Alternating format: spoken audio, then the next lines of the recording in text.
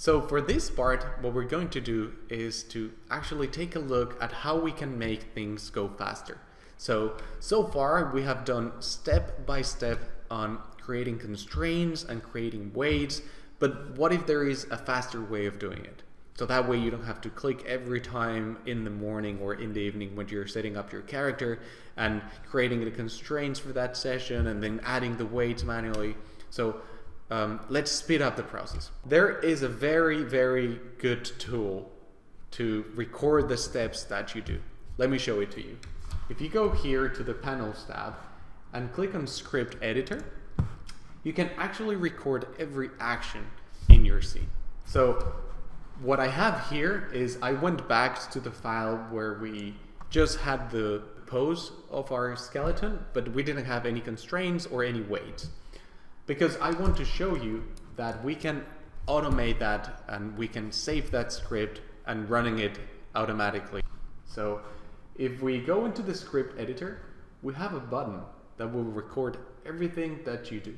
So if I press record and then I click on the view filters and change the skins, it's going to record that I have turned off the skin.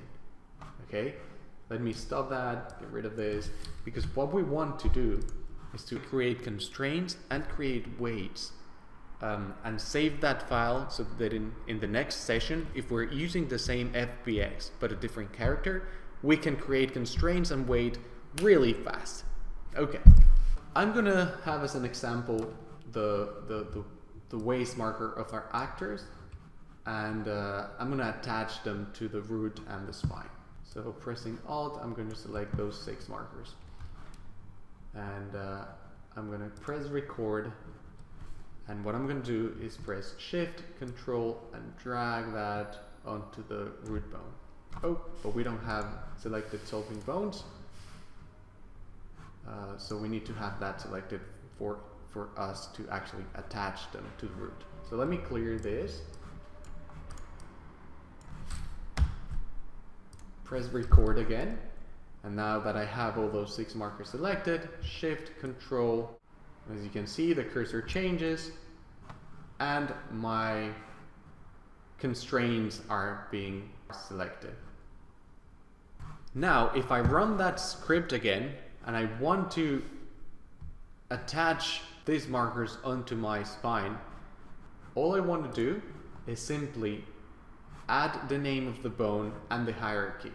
So what we have here is the name of my character, the solving setup that I have, whatever name it is, and the hierarchy, which is hips, and underneath that bone we have spine. So if we take a look at that hierarchy, it is Juliet character / solving / hips / spine. So if I copy that and paste it, all I have to do is / spine, and it will attach these markers here, whatever the name of those markers are, to the next bone. So if I press play now and run that script, I will have my hips markers attached to the root bone and my hips markers attached to the spine. And it's that simple. Now, how can we add the weights? Well, same thing. If we want to add weights to this constraints right here, the 6 markers for the hips, the 6 constraints, all we have to do is record what would happen if we change the weight of those markers, let's say to 200. So if we change that to 200, 200, 200, on all 6 of them, 200 and 200, and then we stop recording, we can actually take that same information, copy it,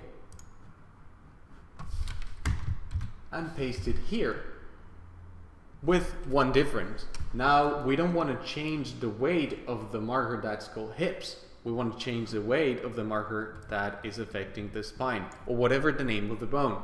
If you want to affect spine 1, which is this one, you will change the name to the spine. So in this case, I want those markers here, which are the same markers here, to affect this constraint to have a value of, let's say, 20. Okay, and now I want to affect the constraint that is called spine. So all I have to do is change that name. And if I run that script, then I'm gonna have all my weights set to 200 and then to 20. Let's see. And there we go.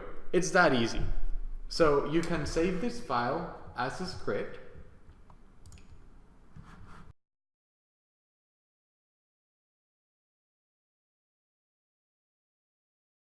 And then if you just close it or you go to the next day, all you would have to do is open it and run it. And that's it.